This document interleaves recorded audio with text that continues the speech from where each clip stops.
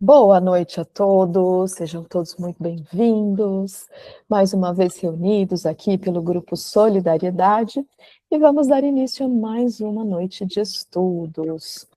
E antes convido todos a se acalmarem, serenarem os pensamentos, e vamos também abrindo os nossos corações para os aprendizados, para as lições da noite de hoje. E começamos assim agradecendo a Deus por mais essa oportunidade, agradecendo também a espiritualidade amiga, que sempre nos acompanha, nos ampara, nos intui. E vamos agradecer também os nossos mentores individuais, que sempre conosco, nos amparando. Não deixando de esquecer, não deixando também de agradecer nosso amigo e mestre Jesus por todos os exemplos e ensinamentos. E vamos iniciar então dizendo graças a Deus e graças a Jesus. Graças a Deus e graças a Jesus. Então, hoje, a gente avança, né? Capítulo 2, continuidade do tema pluralidade das existências.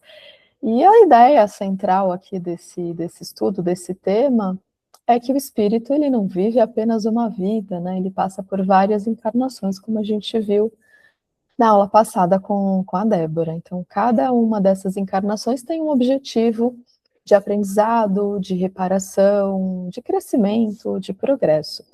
E hoje a gente vai ver os temas: espíritos têm sexo, parentesco e filiação, semelhanças físicas e morais. Vamos falar também um pouquinho sobre ideias inatas, tá? Então, começando sobre sexo nos espíritos, que está no item 4. Então, questão 200, número 200, número redondinho. E essa questão, Kardec pergunta: os espíritos têm sexo? E aí a resposta é: não, como o entendeis, pois que os sexos dependem do organismo. Há entre eles amor e simpatia, baseados na semelhança dos sentimentos. Vamos lá, o que isso significa, né? Não existe espírito masculino ou espírito feminino. O que existe são tendências, são habilidades, são sensibilidades, que são desenvolvidas aí ao longo de muitas e muitas vidas, ao longo de muitas e muitas encarnações. Então, não é nem homem e nem mulher. O sexo ele pertence ao corpo físico, ao corpo material, e não à alma e não ao espírito, né? Mas o espírito ele pode ter tendências afetivas. E essas afinidades, elas não têm relação com o sexo biológico, mas com a nossa evolução moral, com as experiências que a gente vai vivendo, com as nossas afinidades espirituais. Então, dois espíritos que se amam profundamente, eles podem, de certa forma, em algum momento, renascer como mãe e filhos, como irmãos, como um casal, como amigos, né? Até mesmo como colegas de trabalho, porque o amor espiritual, ele não depende do gênero, ele não depende do sexo, ok? E avançando, Kardec ainda pergunta: em nova existência, pode o espírito que animou o corpo de um homem animar o de uma mulher e vice-versa? Sim, pois são os mesmos espíritos que animam os homens e mulheres. Então, como a gente disse, o espírito, não existe espírito feminino nem masculino, né? Cada sexo, ele vai oferecer experiências diferentes. Então, como mulher, por exemplo, a experiência da maternidade, como homem, talvez a ação, aí a força física, né? Então, o espírito ele precisa sempre estar em uma e outra experiência para vivenciar, né, ambas as situações, ambas as possibilidades, para que ele tenha um aprendizado amplo, completo, né, para que ele se torne completo em conhecimento, em experiências. E falando ainda sobre os espíritos, quando somos espíritos, será que a gente prefere encarnar num corpo de homem ou de mulher? Será que a gente tem essa preferência? E os espíritos explicam, né, que isso pouco importa, que o guia na escolha são as provas, porque haja de se passar. E Kardec complementa: os espíritos encarnam como homens ou como mulheres, porque não têm sexo, visto que lhes cumpre progredir em tudo, que a gente acabou de falar, né? Passar por todas as possibilidades de experiência. Então, cada sexo, como cada posição social, lhes proporciona provações e deveres especiais, e com isso, ensejo de ganharem experiência. Aquele que só como homem encarnasse, só saberia o que sabem os homens, né? Então, vamos pensar que são experiências mesmo, são necessidades de aprendizado, podem ser missões, podem ser provas, podem ser expiações. Vamos pensar num exemplo, né? Vamos pensar em um casal homoafetivo. O espiritismo não condena, né? Se o espírito não tem sexo, o que significa? O amor entre dois seres não depende do corpo físico. O que importa, afinal, é o respeito, é o afeto, é a responsabilidade. E um fator importante também, que é a evolução conjunta, né? Aquela evolução dos dois lados, dos dois seres, dos dois espíritos. Tudo bem até aqui? Então a gente avança um pouquinho e entra no item 7. A gente vai falar um pouquinho sobre parentesco e filiação. E nós temos uma pergunta: transmitem os pais aos filhos uma parcela de suas almas ou se limitam a lhes dar a vida animal, a que mais tarde a alma vem adicionar a vida moral? Olha só, será que os pais transmitem parcela de suas almas, de seus espíritos? E os espíritos explicam que dão-lhes apenas a vida animal, pois que a alma é indivisível. Um pai obtuso pode ter filhos inteligentes e vice-versa. O que isso significa, né? Os pais, eles não podem transmitir a alma aos filhos, porque a alma a gente já viu em aulas anteriores, a alma, o espírito, ele não se divide, o espírito a gente não herda, né? E então os pais transmitem o quê? Apenas o corpo físico, a vida biológica, as características genéticas, talvez aquele temperamento ali inicial, que com o tempo ele vai se transformando também, né? Então aquela alma, aquele espírito, né, que vai habitar um determinado corpo, ele é independente do pai e da mãe, porque ele já pré-existe, ele já tem a sua própria história, ele já tem o seu próprio nível de evolução, né? Ou seja, o espírito do filho, ele não nasce dos pais, ele apenas usa o corpo, né, que é gerado pelos pais, tá? Então, que fique claro, o espírito não se herda, a gente herda características do corpo físico, do corpo material. E quando os espíritos dizem assim, um pai obtuso, né? Pai obtuso é aquele pai que tem uma certa limitação, que tem talvez dificuldades de compreensão, dificuldades para compreender coisas simples, né? Então, o que ele quis dizer com isso, né? A inteligência, ela pertence ao espírito. Então, por mais que o pai tenha uma certa dificuldade, uma certa limitação em aprendizado, em compreensão, isso não quer dizer que o filho também o tenha, né? Porque o corpo ele pode até influenciar na saúde mental, em limitações físicas, mas a inteligência mesmo, ela pertence ao espírito, isso vem do espírito.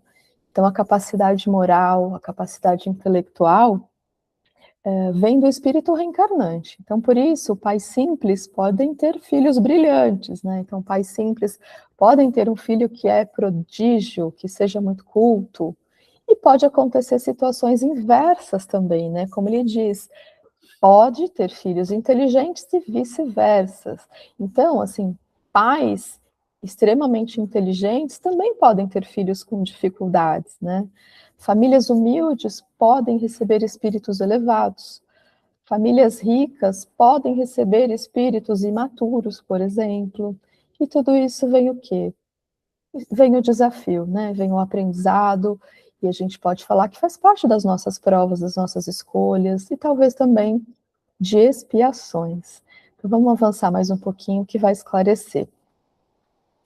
Uma vez que temos tido muitas experiências, o nosso parentesco vai além da que a existência atual nos criou. O que significa isso, né? Os espíritos explicam que não pode ser de outra maneira.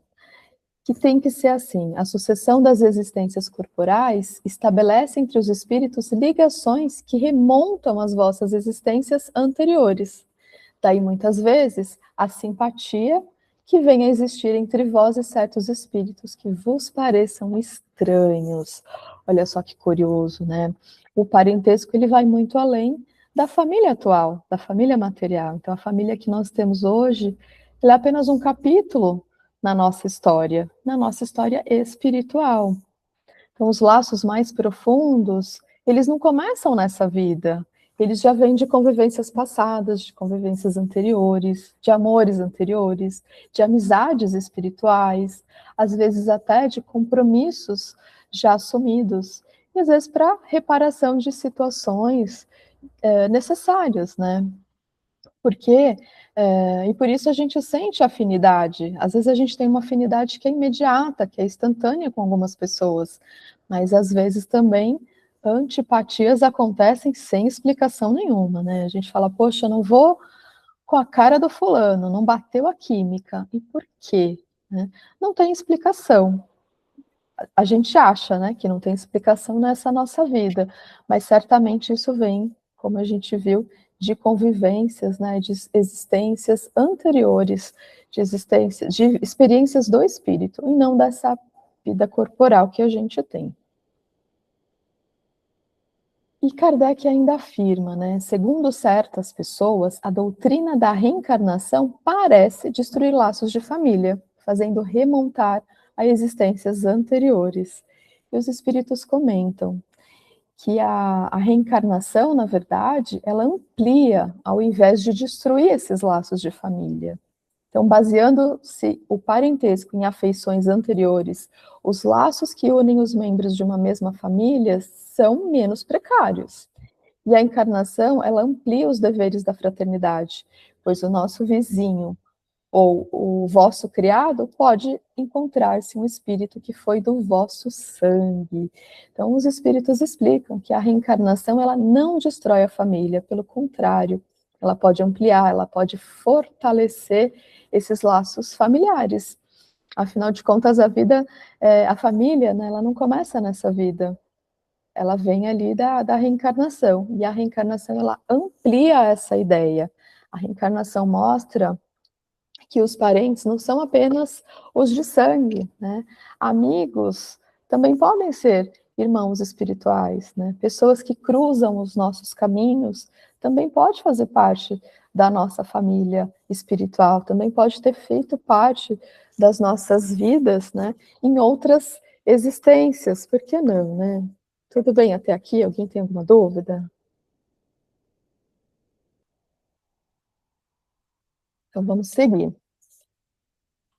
Kardec ainda faz uma outra pergunta para complementar, né, com relação a essa reencarnação. Então, ele pergunta: a reencarnação, ela diminui, entretanto, a importância que alguns atribuem à filiação? Porque se pode ter tido como um pai que pertencia a uma outra raça, ou que tivesse vivido em condição bem diversa?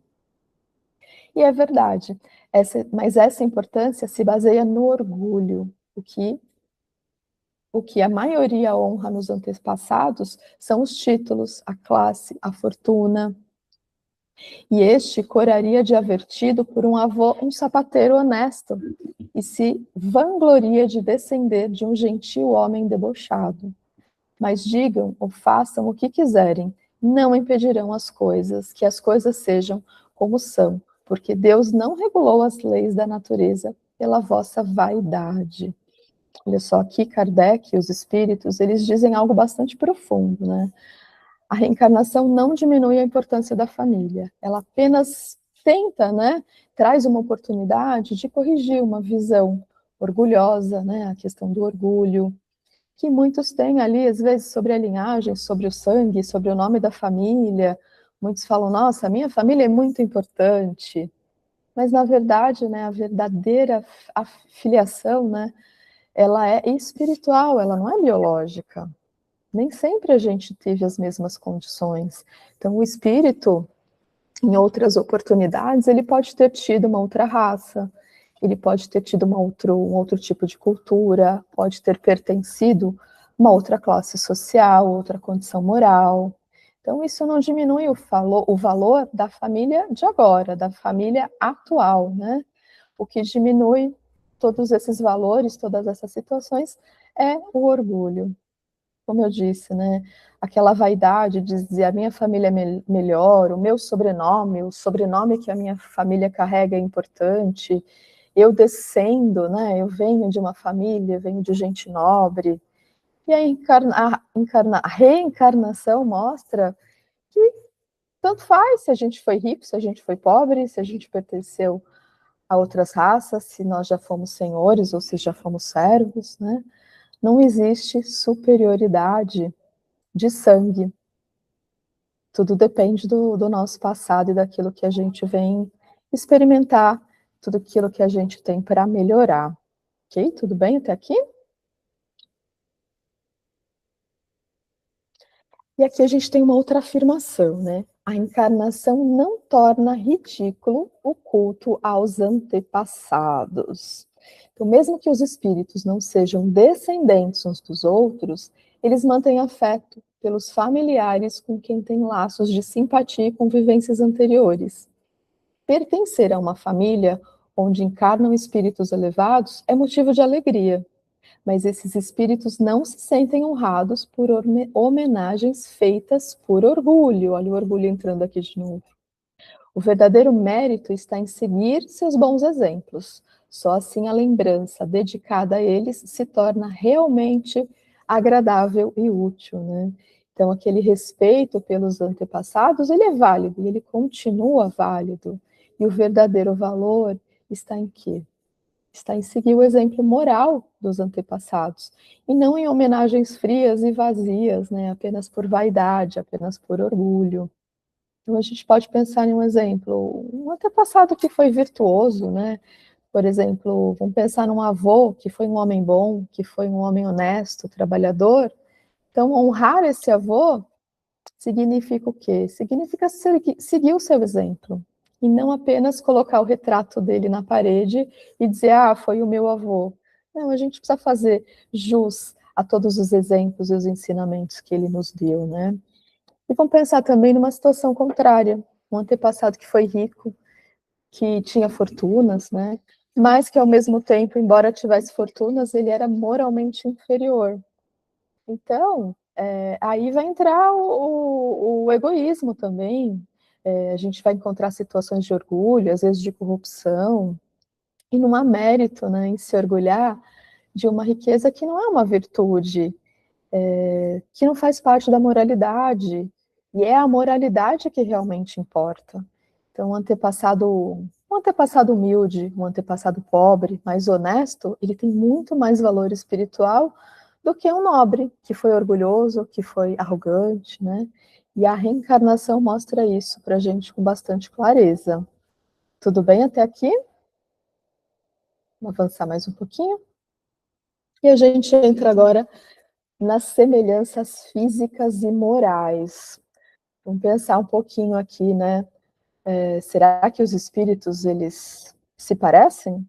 Ou será que as semelhanças, elas são somente físicas, né? Então, a pergunta agora é, os pais transmitem aos filhos quase sempre semelhança física.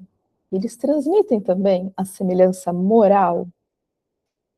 Os espíritos dizem que não. Ele não transmite a semelhança moral, porque se trata de alma ou espíritos diferentes. Corpo procede do corpo, mas o espírito não procede do espírito. Lembra que a gente falou que o espírito não se divide, o espírito não se herda, né?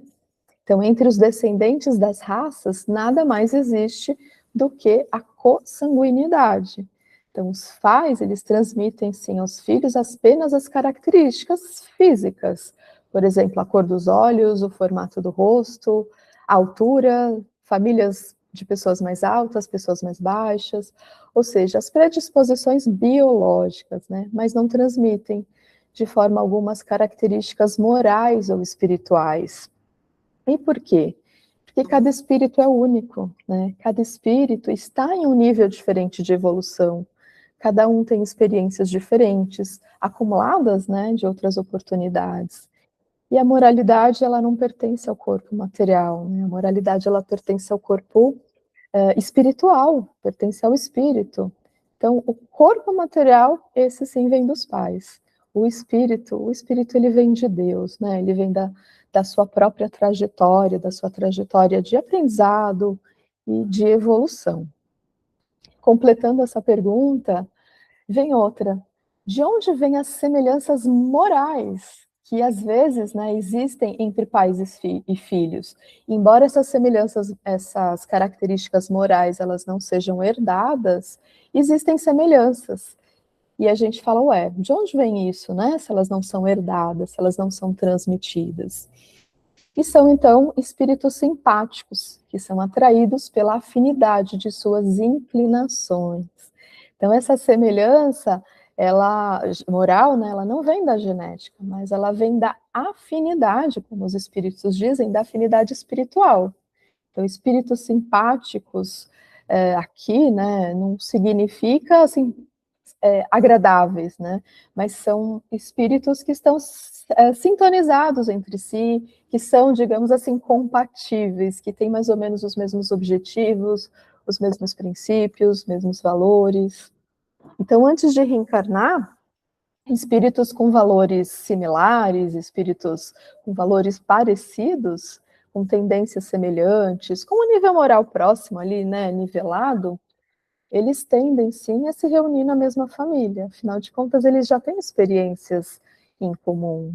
Então, por isso, pais e filhos, eles podem sim parecer iguais moralmente, além de fisicamente, porque não porque herdou um do outro, né? A gente já viu que os espíritos explicaram isso para a gente, mas porque eles já tinham afinidade, eles já eram parecidos antes dessa nova experiência, dessa nova encarnação.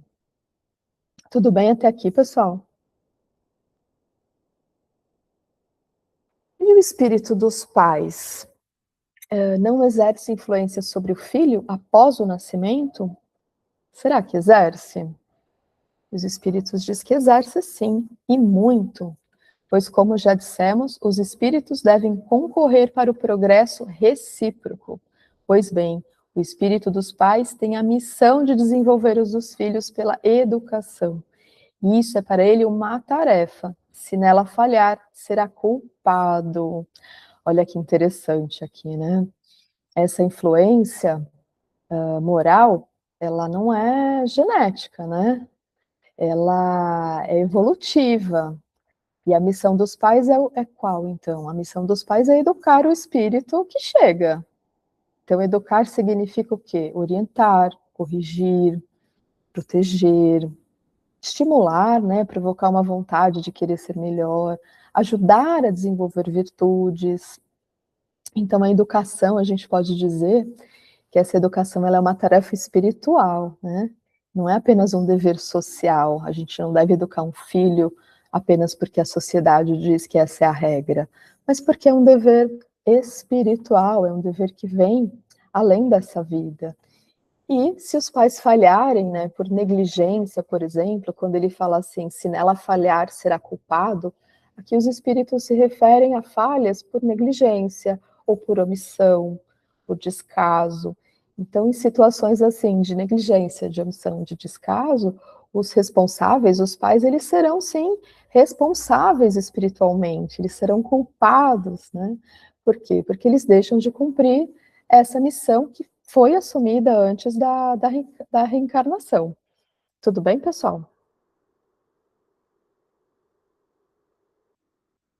E por que pais bons e virtuosos têm filhos perversos? Ou seja, por que as de boa qualidade, porque as boas qualidades dos pais não atraem sempre, por simpatia, bons espíritos como filhos? Olha que interessante, né? Pais virtuosos têm filhos perversos e vice-versa, né? Então, o mau espírito, ele pode pedir bons pais, na esperança de que seus conselhos o dirijam por uma senda melhor. E muitas vezes Deus o atende. Então, se os pais são bons, Por que os filhos podem ser tão diferentes, né? E essa resposta que os espíritos nos trazem é muito clara, né? O espírito do filho, ele é independente, a gente já viu, ele não tem herança, ele não é dividido, ele não carrega essas características, essa dependência, ele é totalmente independente. Então, ele traz ali a sua própria história, as suas próprias imperfeições, as suas próprias tendências, né, de ser bom ou de ser mal, e vice-versa com relação aos pais. Então, os espíritos inferiores, eles podem sim pedir para nascer em lares que sejam moralmente melhores, mais elevados, mais aperfeiçoados. E por quê? Porque eles sabem que eles precisam de ajuda para melhorar. Eles querem sim estar perto de pessoas melhores, que possam lhes dar bons exemplos, que possam lhes trazer, às vezes, até uma orientação mais firme, né? E por detrás de tudo isso, a gente pode esperar que tenha aí um amor verdadeiro, que, como a gente viu, pode ser missão. Isso é uma missão para um pai virtuoso criar um filho perverso, e vice-versa, né? Um filho virtuoso também pode ter um pai que não lhe deu bom exemplo. E Deus permite, sim, que isso aconteça. Deus atende esses pedidos, porque é uma oportunidade de regeneração, uma oportunidade de melhoria, né? Então, vamos pensar que um lar virtuoso, né? Pais virtuosos que recebem filhos perversos, esse lar pode funcionar até como um hospital moral para esses espíritos que estão ali em sofrimento, e querendo se melhorar, querendo ajuda para se melhorar, ok? Seguimos falando então dos pais, né? Os pais, será que eles podem, será que eles têm o direito, né? Os pais poderão, pelos seus pensamentos e suas preces, atrair para o corpo do filho de um espírito bom, em lugar de um espírito inferior? E os espíritos dizem que não, eles não podem, né, pedir, eles não podem tentar atrair, mas eles podem melhorar o espírito da criança, a que deram nascimento e que lhes foi confiada. Esse é o seu dever. Filhos maus são uma prova para os pais. Um pouquinho do que a gente acabou de falar, né? O, o pai, a mãe, os pais, eles não escolhem o espírito que vai reencarnar como filho. A escolha do espírito depende, né, de algumas situações. Depende das necessidades evolutivas, ou do pai, ou do filho, né, ou da mãe. E depende também dos compromissos espirituais. Dependem das provas escolhidas, dependem das expiações que se precisam ser passadas. E depende também das afinidades anteriores, né, das afinidades que já aconteceram. Tudo isso é motivo, né? Então, os pais, eles podem influenciar um espírito que chega, ele pode ajudar no desenvolvimento moral, ele tem a responsabilidade de educar moral e espiritualmente, né? Então, porque educar é melhorar, é ajudar aquele espírito a melhorar, e esse espírito, ele não foi lhe confiado do nada, né? Ele foi lhe confiado por missão. Então, a educação é uma tarefa que é espiritual, como a gente disse, né? A educação, ela não é apenas social, apenas dessa vida. Então, lembremos, filhos difíceis são provas para os pais, e muitas vezes podem ser compromissos assumidos, podem ser reencontros, pode ter sim ali necessidade, né? E ser uma oportunidade de reparar alguma coisa, pode ser um desafio para desenvolver tolerância, paciência, um desafio de amor também, né? Como é difícil colocar o amor em prática quando a gente tem um desafeto, né? Uma desavença. Então pode ser situação para a gente melhorar e desenvolver várias e várias características, tá? Alguma dúvida até aqui? Alguém quer fazer algum comentário?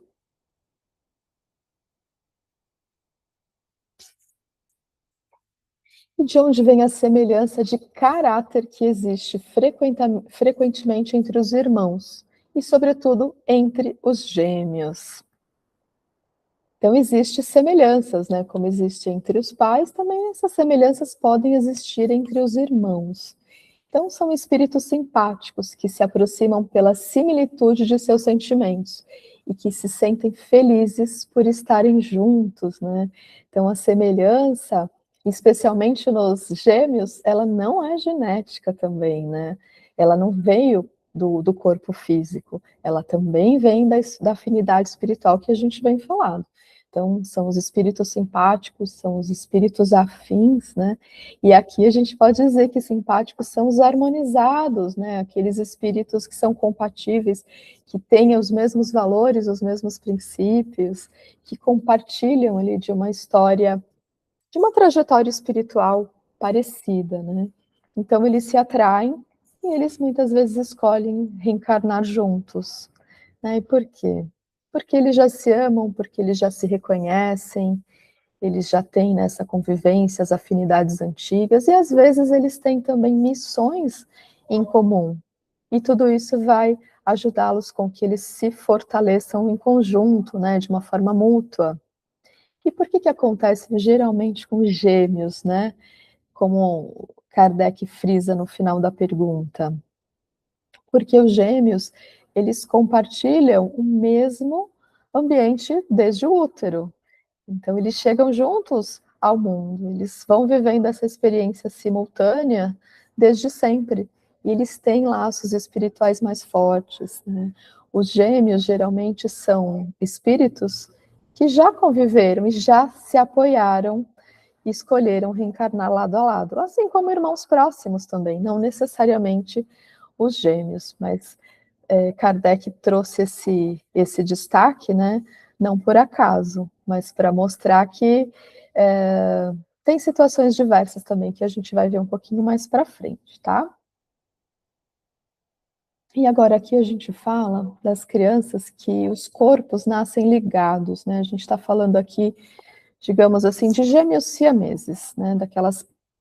Daqueles corpos físicos, né, materiais, que nascem ligados. E a pergunta foi, nas crianças cujos corpos nascem ligados e que têm certos órgãos comuns, há dois espíritos? Ou seja, há duas almas? Lembrando que a alma é o espírito encarnado, né? E sim, existem duas almas, embora os corpos estejam ali fisicamente, materialmente ligados, tem sim duas almas habitando esses corpinhos que estão ligados. Mas eles explicam que a semelhança faz muitas vezes não vos pareçam mais do que uma. Então a gente pode, né, pela semelhança, imaginar, poxa, eles estão ligados, existe então apenas um espírito habitando, existe apenas uma alma habitando esse conjunto, né, essa duplinha de corpos que estão ligados. Então, vamos pensar naquelas situações que esses corpos cirurgicamente venham a ser separados, né? Como é que ficaria? A gente não pode dividir o espírito é indivisível, né? Então, mesmo que o corpo ele seja compartilhado, partes do corpo, né, às vezes eles têm um órgão material ali que é compartilhado e tem muita dificuldade de fazer essa separação, os espíritos, né, que habitam ali, eles têm cada um a sua própria consciência, cada um tem a sua própria história espiritual, a sua própria evolução, e cada um tem também o seu livre-arbítrio, a gente pode pensar dessa forma. Então, os corpos, né, eles podem estar unidos, mas as almas, elas são independentes. Afinal, o corpo ele é só um instrumento, né? Quem pensa, quem sente, quem evolui é o espírito. E a semelhança física e, às vezes, comportamental, ela pode dar para a gente, trazer para a gente essa impressão, né, digamos assim, que é uma impressão de que teria apenas uma alma. Mas não, isso é apenas uma aparência, viu, pessoal? A afinidade espiritual, ela é muito grande e não existe um único espírito habitando dois corpinhos, mesmo que eles estejam ligados, né? Então, como a gente falou, às vezes eles dividem um órgão, que é o sistema fisiológico, né? Então, a consciência é diferente, as vontades são diferentes, mas certamente eles devem ter ali um caminho evolutivo, ou talvez uma missão, uma prova muito próxima, né, para passarem por situações assim. Vamos pensar também em diferenças de personalidade, né? Pode acontecer também que, mesmo unidos fisicamente, eles podem ter gostos diferentes. Imagina, um gosta de música alta e o outro não gosta de música. Um gosta do ritmo A e o outro gosta do ritmo B. É uma dificuldade, né? Então a gente pode dizer que ali tem uma prova também, né? Às vezes eles podem ter temperamentos diferentes, opiniões diferentes.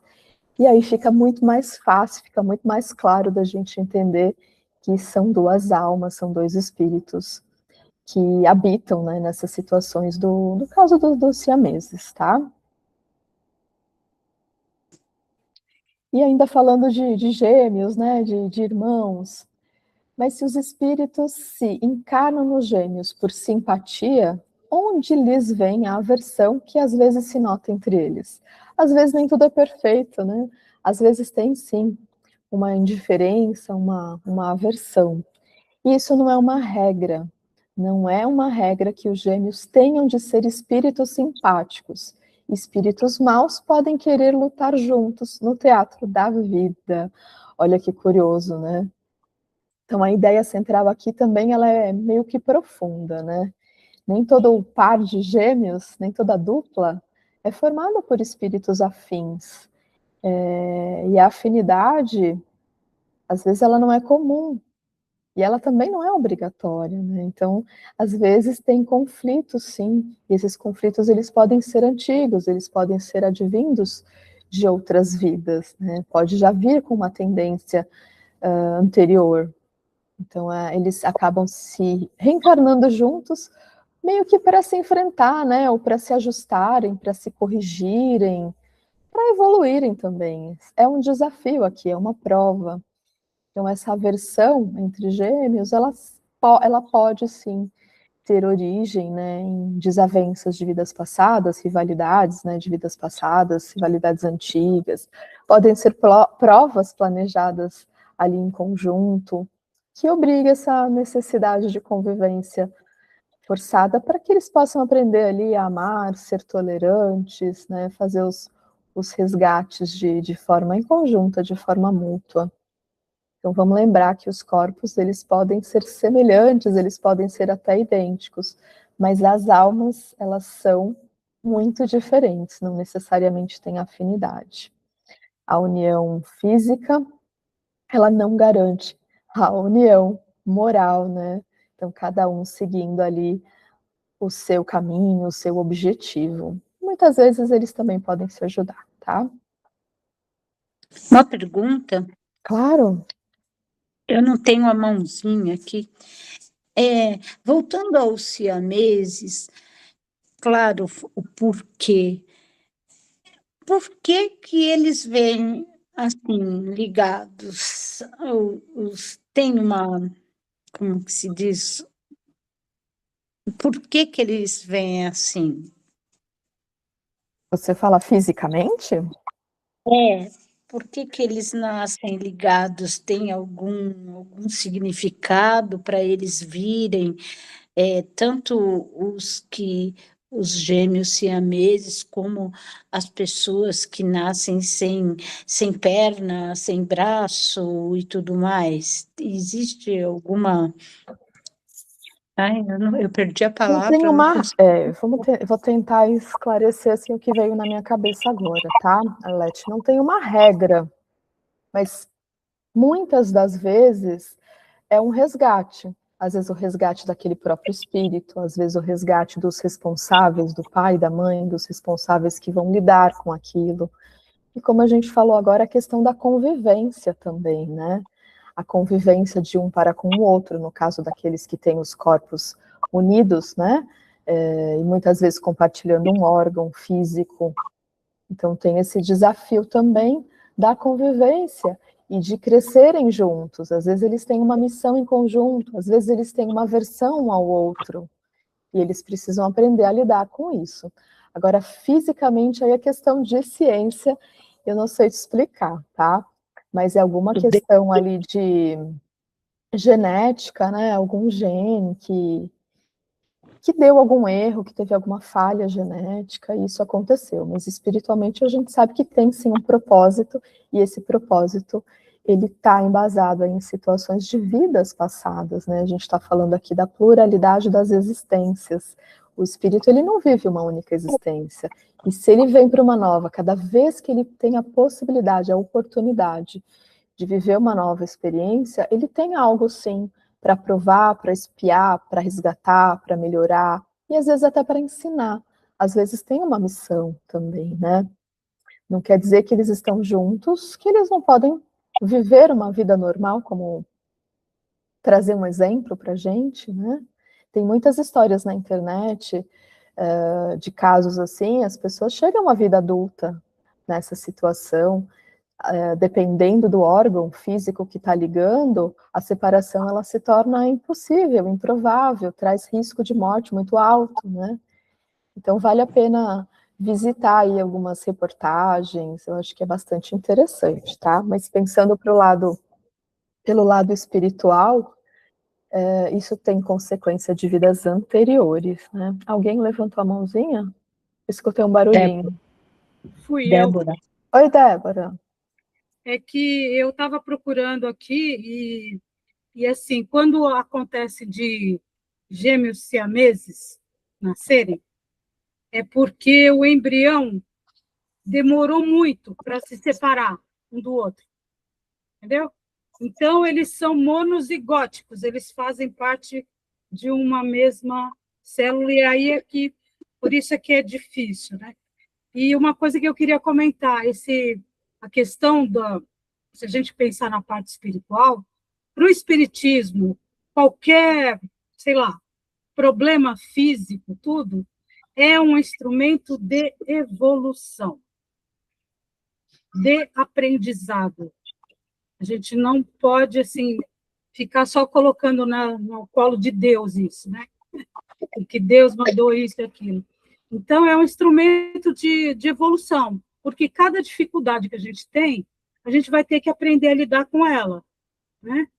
E se a gente tem dificuldade e se tem alguns problemas, é aqui da parte dos encarnados, né? Os desencarnados, assim, e a parte espiritual não tem nada a ver com isso, porque uma pessoa pode ter algum problema congênito e ela nem sabe, e ela vai passar, alguns, não é para a próxima geração, mas para a terceira geração dentro de uma família, entendeu? Então, é uma coisa que pode acontecer, mas a gente tem que encarar como um instrumento de evolução, de progresso espiritual, sabe? Porque senão a gente fica sempre na coisa da culpa e do pecado. E é interessante falar de gêmeos, porque, desculpa se eu me adiantar, porque aí eu não quero falar mais nada para não atrapalhar a sua aula, Elaine. Mas, na pergunta 214, que fala de crianças que lutam no ventre da mãe, né? Com certeza que ele perguntou isso por causa da alusão da história bíblica de Esaú e Jacó. Sabe? Não sei se vocês já ouviram. Esaú e Jacó, aqueles que lutavam dentro do ventre da mãe. E isso está no livro de Gênesis, né? Na Bíblia. A gente vem carregando esses conhecimentos, ou esses, vamos dizer assim, tendo isso como verdade já há muito tempo, né? Então, provavelmente, o Kardec ele perguntou por causa disso. Por quê? Esaú e Jacó nasceram, e reza a lenda que Jacó veio puxando o pé de Esaú. Esaú era o primogênito, o primeiro, né? Então, aquilo já estava dizendo que Jacó ia fazer alguma coisa para pegar a primogenitura do Esaú, que foi o que aconteceu, né? Que foi exatamente o que aconteceu. E lembrando que Esaú e Jacó eram filhos de Isaac e Rebeca, eram netos de Abraão. Só isso, é uma curiosidade. E eu acho que ele perguntou por causa disso. Muito bom. Eu gostei muito da parte que você, né, ressaltou que não é Deus não é mau, né? Pelo contrário, Deus é bom, Deus quer o nosso melhor. E nada do que nos acontece é castigo divino, né? São as oportunidades de melhoria, de aprendizado, de evolução. Obrigada, Débora. Então, continuando aqui a 214, a Débora já trouxe um pouquinho desse exemplo, né? Que pensar das histórias de crianças que lutam no ventre da mãe. E os espíritos, eles... Opa, perdi o mouse aqui. Agora, não sei. E os espíritos, eles respondem de uma forma até estranha, que a gente vai tentar entender juntos aqui, né? Eles dizem assim, imagem, para figurar o que seu ódio era muito antigo, fazendo remontar à fase anterior ao nascimento. Geralmente não percebeis bem as imagens poéticas, né? Então ele está dizendo aqui que essa expressão de lutar no ventre da mãe é algo que não é literal, é algo que é poético. Então não existe, se a gente for analisar direitinho, né? Eu diria que não existe uma luta real entre espíritos dentro do ventre materno. Isso seria apenas uma figura de linguagem, né? Algo simbólico usado aí para expressar uma ideia moral, né? Porque se a gente for lembrar da união do espírito, quando acontece a união do espírito com o corpo, ela só finaliza mesmo, né? Após o nascimento. Então, dentro da mãe não tem dois espíritos. Existe, assim, um pequeno elo, né? Um pequeno vínculo ali, mas essa ligação ela ainda não foi totalmente completa. E a gente viu isso algumas aulas atrás, né? Então, a gente pode considerar que essa luta dentro do ventre, ela é poética, e a gente não pode levar isso ao pé da letra, né? Mas sim, a gente pode pensar nessa questão que a Débora falou, né? Antipatia, conflitos anteriores, rivalidades, né? Entre dois espíritos que já aconteciam antes em experiências anteriores, em outras encarnações, né, coisas anteriores a essa formação dentro do ventre da mãe. Então, essa antipatia, ela certamente vem de vidas passadas, e essa luta, ela é poética, tá? Vamos lembrar que a ligação do espírito com o corpo de um bebê, ela só se completa mesmo no nascimento. Então, isso faz sentido para mim. Alguém gostaria de comentar, falar a respeito? Não? Correto, é nesse pensamento mesmo. Eu penso nessa linha, né? Eu acho que faz sentido, sim. Então, Pelo menos comprova aquilo que a gente vem estudando, né? não, assim, eu acho que é correto, claro.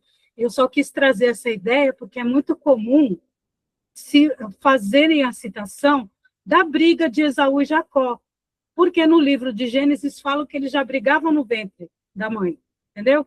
E Jacó é aquele que vai se tornar Israel. Ele é o grande símbolo depois de Abraão, sabe? Porque é dele que vai ser gerado as 12 tribos. Então, muita gente traz isso, e eu ouço por outras denominações religiosas, que é muito comum isso, e as pessoas acreditam que é verdade. E o Kardec perguntou para o Espírito de Verdade, falar, não, não é. Cada um é de um jeito, né? Se eles não estão completos, como é que eles já vão começar a brigar no ventre da mãe? Não faz sentido, né? E é simbólico pelo quê? O Esaú, que é o que nasceu primeiro, é o primogênito. Mas não é ele que fica com a primogenitura, é o outro. Porque, segundo a Bíblia, ele é escolhido por Deus. E é poético, entendeu? É uma É muito interessante, né? Dá para a gente passar horas e horas estudando, pesquisando e falando sobre isso, né? É uma boa ideia, viu? Alguém quer comentar mais alguma coisa? Não? Então vamos avançar? Só uma coisinha, Elaine, desculpa te atrapalhar, Imagina. mas o que tanto que o anterior que ele fala, né, que o espírito não provém do espírito, provavelmente também é de uma citação que é bíblica, né, que fala que o que é nascido da carne é carne, o que é nascido do Espírito é Espírito, que muita gente acha que é de Paulo de Tarso, mas foi Jesus que falou e está no Evangelho de João. Só que ele não explicou, naquela época já era difícil, e mesmo a gente lendo os Evangelhos, não dá para entender. Mas aí o Espírito de verdade nos explica através do Espiritismo. É muito legal isso, né? Muito, muito interessante, né? Então vamos dar sequência? Voltando, né, aqui para o Livro dos Espíritos, na questão 215, a pergunta é: de onde vem o caráter distintivo que se observa em cada povo? Aqui a gente já está falando pelo povo, a gente não está falando por um único indivíduo, né? E os espíritos explicam o seguinte: os espíritos também formam famílias pela similitude de suas tendências, mais ou menos purificadas segundo a sua elevação. Pois bem, um povo é uma grande família em que se reúnem espíritos simpáticos. A tendência a se unirem, que tem os membros dessas famílias, é a origem da semelhança que a determina o caráter distintivo de cada povo. Acreditas que bons espíritos e humanos procurarão um povo duro e grosseiro? Não. Os espíritos simpatizam com as coletividades, como simpatizam com os indivíduos, como os indivíduos. E cada um ali, né, eles procuram o seu meio.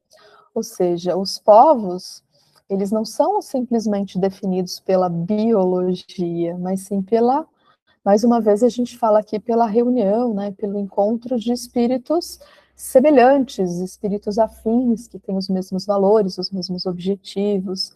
E aqui, quando o Kardec se refere, ele não está falando da raça, nem da aparência, nem da origem física, né? Ele está falando das tendências semelhantes mesmo, dos valores, né? Daqueles que tendem a evoluir, a crescer, a aprender, né? A crescer e evoluir mesmo conjuntamente, um apoiando o outro, a questão de grupo. E quando a gente fala aqui, né, num povo, a gente pode pensar também em uma grande família espiritual.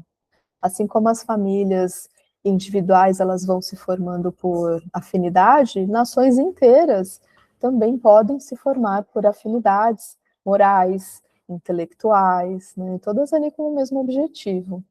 Então a gente pode dizer que os espíritos eles procuram um ambiente que corresponde ao seu nível moral, né, de evolução, de entendimento. E os espíritos mais adiantados, eles vão buscar o quê? Sociedades mais justas, sociedades mais humanas. E aqueles espíritos ainda mais atrasados, eles vão buscar ambientes compatíveis, né, com as suas necessidades de aprendizado. Então, isso não é julgamento, né? E não é escolha de um de outro, que a gente pode até falar que não é vontade de Deus, né? É a lei da afinidade que entra em ação. Então, os espíritos, eles vão se atraindo, eles vão se aglomerando, eles vão rumando ali de acordo com as suas características, com as suas qualidades individuais, e acabam formando aí essas grandes famílias, essas grandes nações. E falando ainda, né, na questão de caráter moral, tem uma outra pergunta. O homem conserva em suas novas existências os traços do caráter moral das existências anteriores? E sim, isso pode acontecer, mas ao melhorar-se, ele se modifica. Sua posição social também pode não ser a mesma. Se de senhor ele se torna escravo, suas inclinações serão muito diferentes e tereis dificuldades em reconhecê-lo. O espírito sendo o mesmo nas diversas encarnações, suas manifestações podem ter, uma para a outra, certas semelhanças. Essas, entretanto, serão modificadas pelos costumes da nova posição, até que um aperfeiçoamento notável venha a mudar completamente o seu caráter, pois de orgulhoso e mau pode tornar-se humilde e humano, desde que haja arrependimento. Então, olha só, o espírito ele pode sim levar consigo o caráter moral de uma vida para outra, diferente do corpo material, que é destruído, que fica para trás, né? Então, esse caráter moral é tudo aquilo que é conquistado moralmente, e ele não se perde. Então, a gente pode dizer que são as virtudes, são os defeitos também, são os hábitos, são as inclinações por uma coisa boa, ou talvez por uma coisa não tão boa, o modo de sentir, o modo de pensar, né? Então, tudo isso é um conjunto que vai acompanhar, sim, o espírito. Mas o espírito, ele pode mudar, ele pode se melhorar, ele pode se modificar. E essa é a intenção, né? A intenção da evolução. Então, a gente pode dizer que a evolução moral, ela transforma, sim, profundamente o caráter. E esse caráter moral, ele é transferido, sim, de uma vida para outra. Nada se perde, né? Tudo continua. E agora, falando em caráter físico, né? Nas suas diferentes encarnações, o homem conserva os traços do caráter físico das existências anteriores? E aqui a gente acabou de falar, né? Eu acabei de antecipar essa resposta. O corpo físico, o corpo material, ele é destruído. E o novo corpo, ele não tem nenhuma relação com o antigo. Entretanto, o espírito se reflete no corpo. Embora seja este apenas matéria, ele é modelado pelas qualidades do espírito, que lhe permitem um certo caráter, principalmente ao semblante, sendo, pois, com razão que se apontam os olhos como o espelho da alma, o que quer dizer que o rosto mais particularmente reflete a alma. Então aqui está muito claro, né? O corpo físico, ele não é o mesmo de uma vida para outra, né? Cada encarnação traz um corpo novo, tem a necessidade de um corpo novo, de uma genética nova, de uma nova aparência, né? Então, não vai existir ali uma repetição física, mas o espírito, ele marca o corpo que ele recebe. Como ele fala aqui, né? É modelado pelas qualidades do espírito. Então, o corpo é como argila, e o espírito, a gente pode dizer que ele é o escultor. O espírito, ele vai imprimir ali a expressão, o olhar, a vibração, a sensibilidade. Ele vai trazer, sim, um ar característico daquilo que ele carrega consigo, né? Então, ó, na imagem, fiz questão de pegar essa imagem, porque a gente vê que desde criança esse espírito, ele já empregava uma leveza, uma alegria, né, em estudar, em aprender, em crescer, em se desenvolver. Então, a gente pode dizer que é por isso, né, que corpos, mesmo em corpos diferentes, a gente sente algo familiar em alguém. Então, são essas melhorias, né, essa modelagem, né, que o espírito ele coloca no corpo. Então, não é que os corpos são iguais, são espíritos afins que imprimem ali essas expressões similares, compatíveis, que muitas vezes faz com que a gente imagine que ela é derivado, né, de algo anterior, ou de alguém parecido, ou de alguma convivência próxima.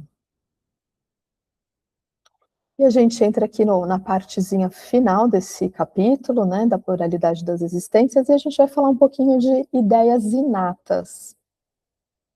Kardec pergunta: o espírito encarnado conserva algum traço das vitórias que teve, dos conhecimentos que adquiriu nas existências anteriores? Resta-lhe uma vaga lembrança, que lhe dá o que chamamos de ideias inatas. Ideias inatas é aquilo que já vem com a gente desde que a gente nasce, né?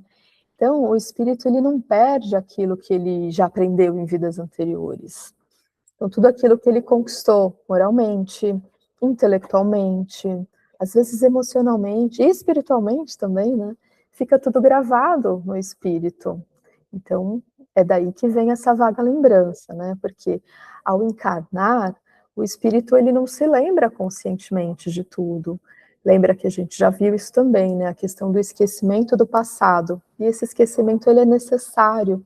Ele é necessário para permitir um novo começo. Evitar que situações antigas se tornem traumas, que situações antigas venham impedir o crescimento, que apareçam ali rivalidades, desafetos, né? E tudo isso vai acabar interferindo. Então, esse esquecimento ele é necessário, mas resta, sim, uma vaga lembrança, né? Aquela intuição que às vezes a gente fala, nossa, parece que eu já vivi isso antes, né? E tudo isso vem para favorecer o quê? O nosso livre-arbítrio, nosso direito de escolha, né? O nosso poder de escolher. E mesmo assim, permanece ali a intuição, né? Essa vaga lembrança. É aquela facilidade natural, um talento, vamos dizer assim, que é um talento, né, espontâneo que a gente vem resgatando. Pode ser também uma inclinação moral, uma sensibilidade. É algo instintivo mesmo, né? Algo intuitivo. E é isso que Kardec chama, né, que Kardec explica como ideias inatas. É aquilo que a gente traz de instinto, aquilo que a gente traz de intuitivo, né, de uma vida para outra, essa vaga lembrança. E aí ele pergunta, né, se essa teoria dessas vagas lembranças, dessas ideias inatas, não seria quimérica. Quimérico é aquilo que é fantasioso, é aquilo que não tem fundamento, né? Então ele pergunta, será que essas ideias inatas, né? Será que essas vagas lembranças não são fantasiosas? Será que essas vagas lembranças não têm fundamento? Ou seja, será que essas vagas lembranças, elas são falsas, né? Será que é uma falsa ideia de que nós já nascemos sabendo das coisas? E os espíritos dizem que não, né? Que essa teoria ela não é fantasiosa, pois os conhecimentos adquiridos em cada existência não se perdem. O espírito liberto da matéria sempre se recorda. Durante a encarnação, pode esquecê-los em parte, momentaneamente, mas a intuição que lhe fica ajuda o seu adiantamento. Sem isso, ele sempre teria de recomeçar. A cada nova existência, o espírito toma como ponto de partida aquele em que se achava na precedente. Então, olha só, as lembranças espirituais, essas vagas lembranças, essas ideias inatas, são lembranças espirituais, são as nossas memórias conscientes, né? Então, o espírito ele já viveu isso antes, ele já aprendeu, ele já desenvolveu uma certa habilidade. Então, ele acumulou experiências, então isso não é fantasioso, não. Quando ele reencarna, ele não lembra conscientemente de tudo, mas ele traz, sim, aquela intuição, aquela essênciazinha daquilo que ele já aprendeu, né? E a imagem traz duas frases aqui, nada se perde, tudo permanece com a luz da alma. O que foi aprendido não se apaga, fica como intuição, fica como impulso, como capacidade.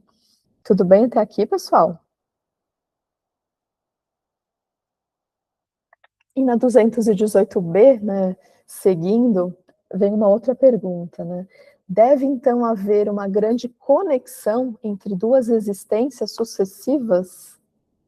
E os espíritos dizem, nem sempre tão grande como podias pensar, porque as posições são quase sempre muito diferentes, e no intervalo de ambas, o espírito pode progredir. Afinal, o homem conserva traços do seu caráter moral, ele vai conservando tudo isso, nada se perde, como a gente acabou de ver na questão anterior, né?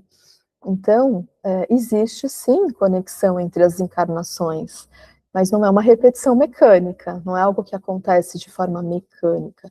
O espírito, ele continua sendo o mesmo, ele mudou o corpo, ele mudou o ambiente, mudou às vezes a família que ele está convivendo, a cultura, às vezes ele vem participar de uma cultura diferente. Posição social também pode ser diferente. Então, o que muda são os desafios, são as provas, né? E entre uma vida e outra, ele progride, sim, no mundo espiritual. Então, por isso, a ligação entre as duas vidas, ela não é tão direta quanto parece, tá? Ela não é mecânica, ela é aquela vaga lembrança, é tudo aquilo que não foi perdido, tudo aquilo que é acumulado.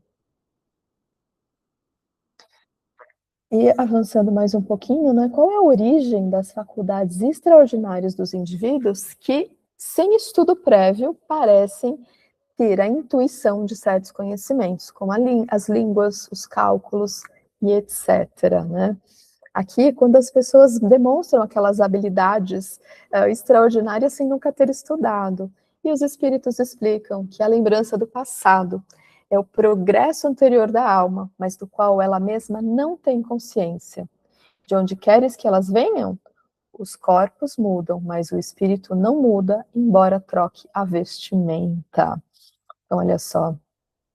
Mesmo sem ter estudado línguas, né, uma língua desconhecida, uma língua de outro país, mesmo sem aprender a tocar um instrumento com perfeição, resolver situações complexas, né, o espírito ele pode carregar consigo um talento, pode ser artístico, esse talento ele é espontâneo, né, então compreender conceitos, né, isso não quer dizer que nada surge do nada, pelo contrário, alguma coisa veio do passado, alguma coisa tem uma certa evolução ali.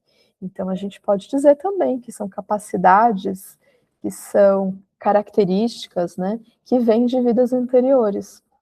O espírito, ele já desenvolveu essas habilidades em outra oportunidade, em uma outra encarnação. O corpo mudou, mas o espírito é o mesmo. Então, ele apenas, vamos dizer assim, que o espírito apenas, entre aspas, ele trocou de roupa, né? Ele trocou de corpo. Então, vamos pensar aqui um exemplo, uma criança prodígio, né? Uma criança que com 4 anos de idade, ela já sabe tocar piano, mas ela não aprendeu agora, né? Ela carregou isso com ela, e de uma forma intuitiva ela vai se recordando, né? Isso é instintivo. Então, ela vai se recordando de algo que ela já sabia.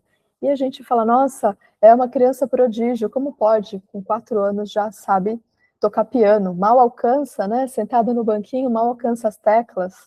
Então, isso também tem essa explicação. Isso vem, sim, é uma recordação de experiências anteriores. Tudo bem, pessoal? E mais um pouquinho, com a mudança dos corpos, né? Quando a gente troca de uma vida para outra, entre uma encarnação e outra, podem perder-se certas faculdades intelectuais, deixando-se de ter, por exemplo, o gosto pelas artes, que é mais ou menos a pergunta anterior, ao contrário, né? A criança, ela sabe com 4 anos tocar piano porque ela se lembrou, mas com essa mudança de corpos, né? O que Kardec está perguntando? Com essa mudança de corpos, a gente pode perder também essas faculdades, né, essas características, essas experiências? E os espíritos dizem que sim, porque desde que se tenha desonrado essa faculdade, empregando-a mal.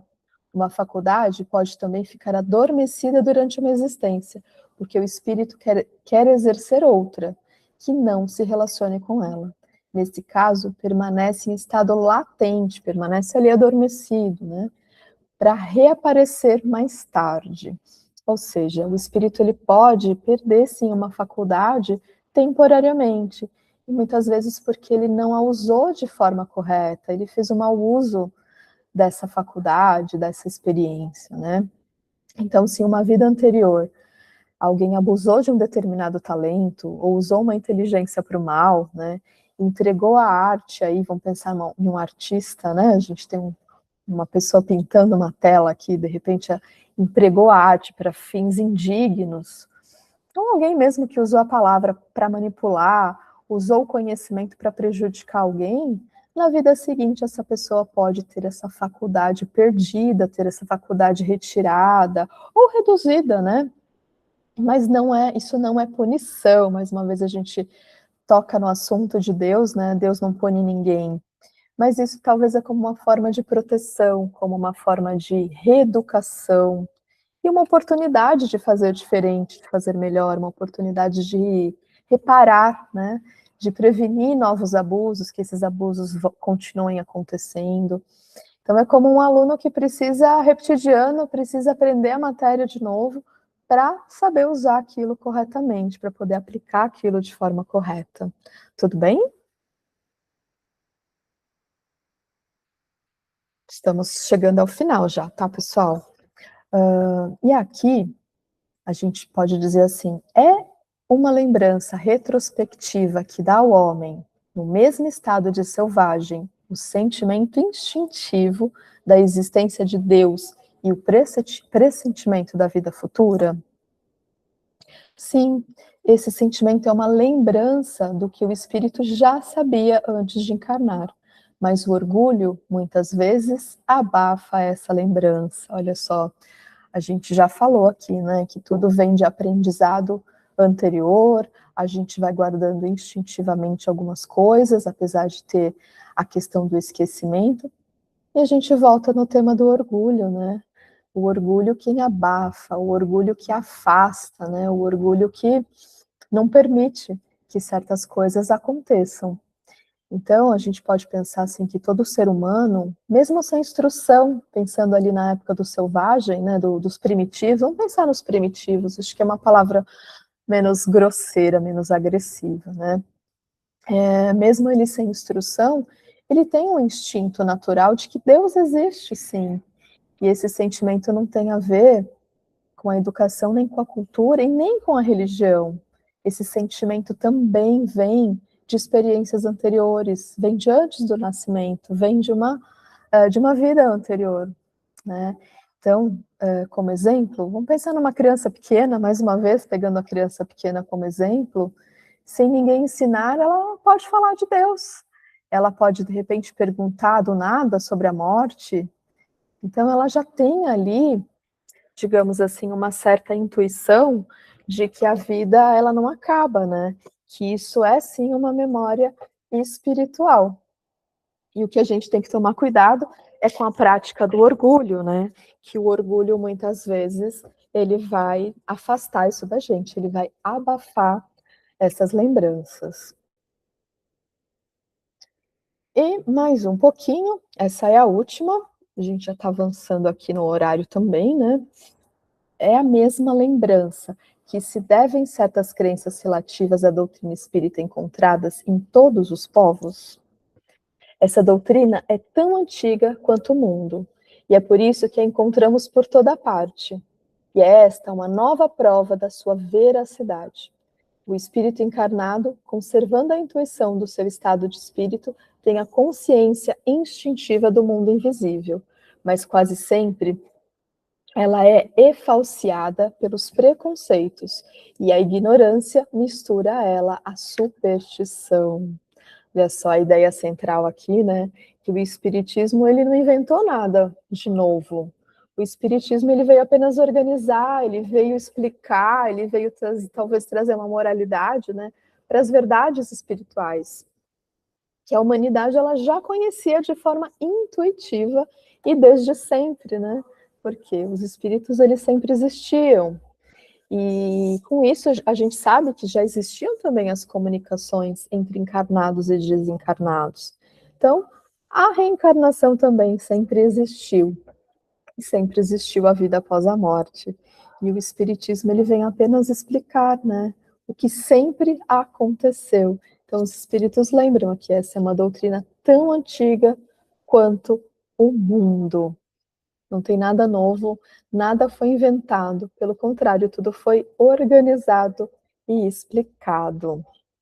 E a gente encerra esse capítulo, né, da pluralidade das existências, hoje foi a segunda parte, e eu quero abrir aqui para a gente bater um papo agora, se tudo isso faz sentido, se alguém tem alguma experiência para compartilhar, ou alguma dúvida que a gente possa tentar encontrar uma resposta juntos, né?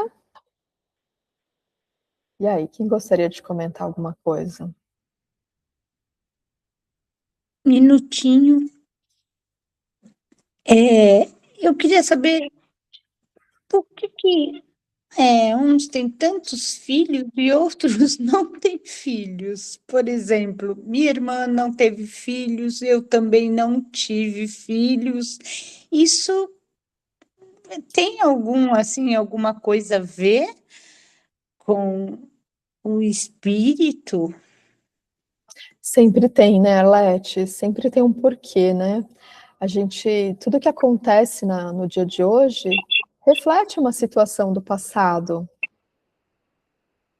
Então a gente não pode dizer que não tem. Tem a ver, sim, com experiências passadas. A gente não pode afirmar, a gente não consegue afirmar o porquê, mas que existe uma ligação. Nada acontece do nada, né? E se a gente partir daquele princípio... né? Eu Não. Não, e se a gente partir daquele princípio que Deus não castiga, você não vai dizer, poxa, eu não tenho o meu filho porque Deus me castigou. Deus não te castigou de jeito nenhum. porque Você minha tá. irmã também não teve filhos. Olha, a gente Então, está falando aqui de afinidade, olha só. Situações similares que vocês estão convivendo, que vocês estão compartilhando. Não é curioso? estávamos, né? Alguma Porque coisa já foi, né? Alguma coisa tem aí para vocês aprenderem juntas, para vocês trabalharem juntas.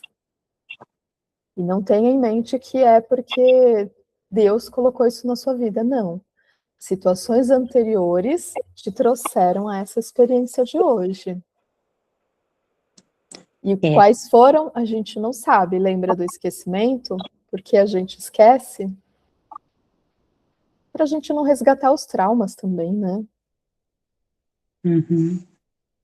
Mas me conformei, né? Já estou com quase 70 anos, né? Já me conformei faz tempo. E não tenho sobrinhos também, mas tenho uma renca de primos que já têm os filhos, os netos, e faz parte, né? Era isso que eu ia completar, né? A gente sempre tem uma oportunidade. Poxa, às vezes eu não tenho o meu filho, mas eu posso ajudar a cuidar do filho do vizinho, né? Eu posso adotar um bichinho de estimação também, esse bichinho também pode me ajudar a colocar o amor em prática, né? A criação, o respeito. Eu tô com um bichinho aqui que quer participar, de qualquer jeito. Então, tudo tem um motivo, sim, viu, Arlete? Nada acontece por acaso. E é sempre as nossas experiências, né, as nossas atitudes passadas que vão dar motivo, que vão dar causa para isso. Nada vem do nada, né? Uhum. Pois é. E os meus porquês ninguém falou, só eu falo. Só você, né, Lete? Hoje só eu que perguntei. É verdade. Cadê o povo? Será que o pessoal Não é tá com verdade? sono? Tá com frio? Não sei, eu tô morrendo de frio, morrendo de dor no pé. Nossa, e esse gato babando aqui na minha perna. Meu Deus, viu? Tem a ver, né? Como você falou. Por exemplo, eu adoro bicho e infelizmente hoje vi uma coisa na TV que eu tive vontade de morrer. Não significa que a gente tem que substituir, né, um filho que a gente Ah, não teve por um bichinho, né? Porque se a gente com pensar certeza. também na lei do progresso, como é que as coisas vão acontecer, né? Como é que o progresso vai acontecer? Já pensou se todo mundo falar, eu não vou mais ter filho, agora eu só vou criar bichinho, só vou ter um gatinho, um cachorrinho, um papagaio. E a lei do progresso, como é que ela vai acontecer, né? Isso tem consequência na sociedade em geral também, né? Porque se Exatamente, diminui os nascimentos, né? exatamente. A gente Pois vai é. travar, né, o progresso, como é que as coisas vão acontecer, né?